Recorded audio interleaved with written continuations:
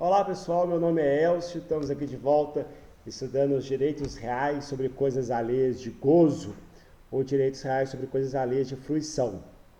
Nós estudamos a enfiteus e a superfície, a servidão e o usufruto. Vamos estudar mais dois agora, o uso e a habitação. É simples, é rápido, desde que você tenha entendido bem o usufruto.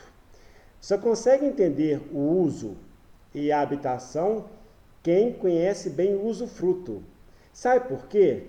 Porque quase tudo que vocês aprenderam sobre o usufruto se aplica ao uso e à habitação.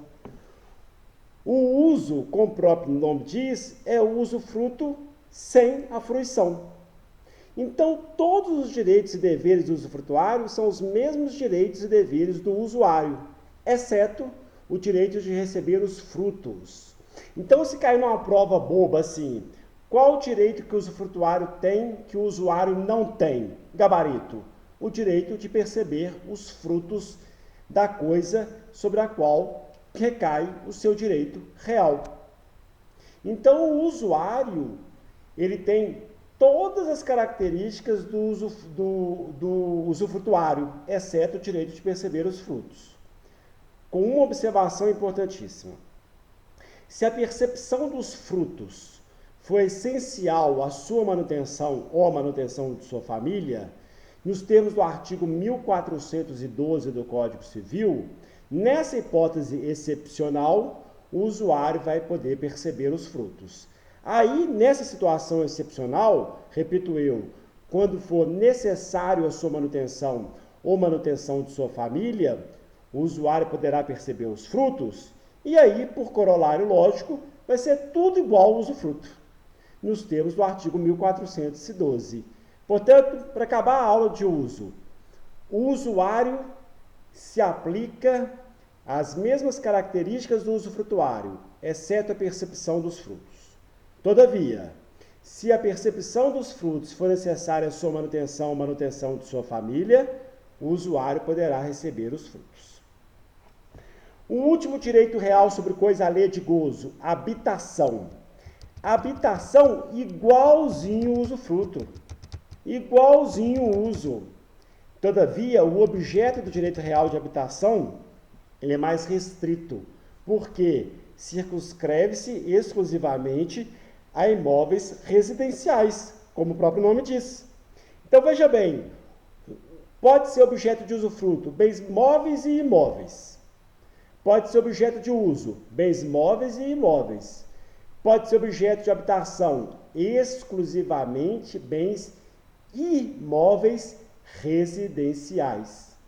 Apenas bens imóveis residenciais podem ser objeto do direito real de habitação, nos termos do artigo 1414 do Código Civil. Tem um artigo do Código Civil que é importantíssimo, que está lá no direito das sucessões sobre habitação, que é o artigo 1831. O artigo 1831 é importantíssimo. Vou explicá-lo. Imaginem, meus amigos, que eu seja casado com uma mulher e nós temos apenas e exclusivamente um imóvel residencial, que é justamente o imóvel onde está a nossa família. Então tem eu, minha mulher e meus filhos com ela. E a única propriedade que nós temos de natureza residencial é aquele lar familiar, onde mora eu, minha mulher e meus filhos. Eu morro hoje, morri. Quando eu morri, começou a aparecer herdeiro adoidado. Apareceram 98 filhos que eu fiz fora do casamento. 98 filhos fora do casamento. Então hoje, por ocasião da minha morte, eu tenho 100 herdeiros. Eu tenho 98 filhos fora do casamento, um filho no casamento e meu cônjuge supérstite, meu cônjuge sobrevivente. Vou imaginar que ela chama-se Patrícia. Então eu deixei 100 herdeiros. Patrícia, o filho que eu tenho com Patrícia e 98 filhos espalhados por aí. Provavelmente esses 98 filhos que eu tenho espalhados por aí, que não tem nenhum afeto por Patrícia, o que eles vão querer fazer no inventário? Vão querer expulsar a Patrícia da casa, alienar essa casa, pegar o dinheiro da alienação via leilão e repartir entre os 100 herdeiros. Entre Patrícia, que vai ser minha herdeira se não for casada no regime de comunhão universal de bens, porque se for no regime de comunhão universal de bens, ela é meieira, né? Mas vamos partir do pressuposto que eu sou casado no regime de comunhão parcial de bens. Eu vou ter 100 herdeiros, Patrícia e 99 filhos. Um filho que eu tenho com Patrícia e 98 filhos espalhados por aí. Muito bem, eu pergunto a vocês, eles vão conseguir expulsar a Patrícia daquela casa? Resposta, não, por força do artigo 1831.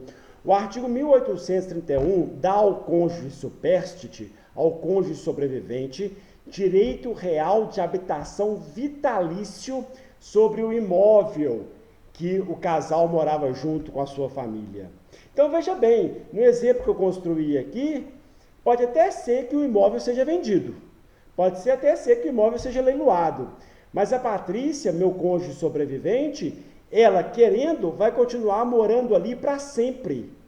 Ainda que ela não seja proprietária, ainda que seja um condomínio, ainda que tenha outro proprietário qualquer sobre aquele imóvel, ainda que aquele imóvel vá para um leilão e alguém arremate, o cônjuge sobrevivente, independentemente do regime de bens, independentemente se for comunhão universal, comunhão parcial, separação total, participação final nos aquestos, pouco importa o regime de bens, o cônjuge sobrevivente tem direito real de habitação vitalício sobre o imóvel do casal, desde que, repito eu, quando eu morri, o único imóvel residencial que foi inventariado, o único imóvel residencial que foi para o Montemor, lá do inventário, o único ativo imobiliário que eu deixei, de natureza residencial, foi aquele imóvel que eu morava enquanto vivo com Patrícia e aquele filho que eu tinha com ela.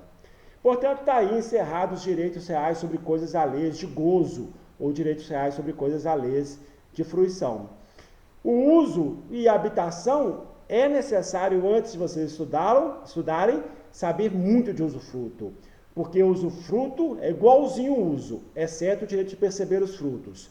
O usufruto é igualzinho à habitação, só que a habitação, o objeto é apenas um imóvel residencial. Um grande abraço, bons estudos.